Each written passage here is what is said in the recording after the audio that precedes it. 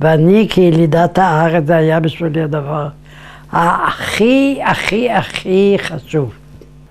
أنا كل وقت نضر مع رجلي قلت له لا جبتني لرئيس إسرائيل لا جبتني لرئيس إسرائيل. أنا מכריזים בזאת על הקמת מדינה יהודית בארץ ישראל. היא מדינת ישראל. כשבן גוריון הכריז את זה, אז הייתה שמחה גדולה מאוד.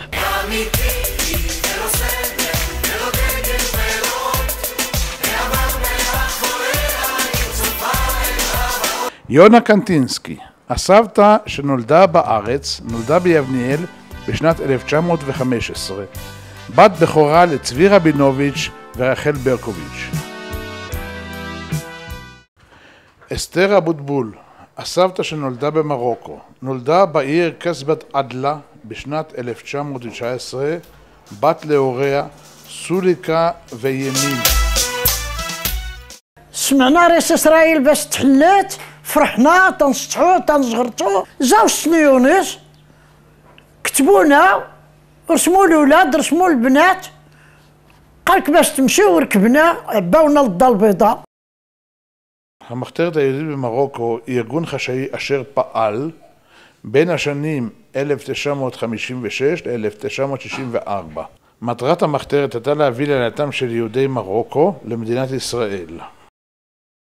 مشينا ركبونا فلونية لحقنا للطريق تكاسروا لنا عمرو التليفون امرونا حزروا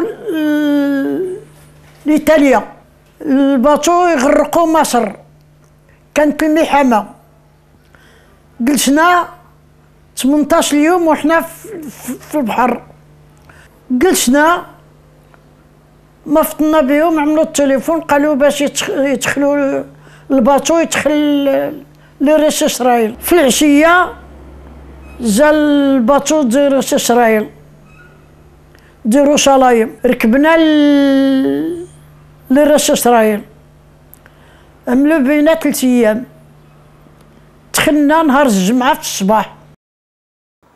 העולים ממרוקו שוכנו עם הגעתם ארצה בעיקר ביישובים בפריפריה. המיתון הכלכלי ששרר באותה תקופה של הגעתם העריך את משך שהותם במעברות ופגע ביכולתם להשתלב בצורה חלקה בכלכלת המדינה. יום אחד הלכנו קטיה ואני הוזמנו למעברה ובאנו לשם. זה היה עולם אחר בכלל. קודם כל הם היו אנשים חמים. גם חמים במובן המילה שהם היו מתרכזים מיד. אבל הם קיבלו אותנו יוצא מן הכלל. וכל הווי חייהם למדנו כשהם היו שם. לא היה לנו מושג כי לא היו מרוקאים בארץ. ما كاين خدمة ما كاين تا شي تنبكيو ما نصيبونا ما ناكلو ما نصيبو ما نشربو تنمشيو للسرخانية تنقضيو اللي جاب الله وتنجيو للدار لو مبسوطين ما كويفنا قلبنا ما درنا الحل علاش جينا. ברוב היישובים של הגבול היו מעדות המזרח והם היו בטוחים שזה המקום הכי טוב בעולם.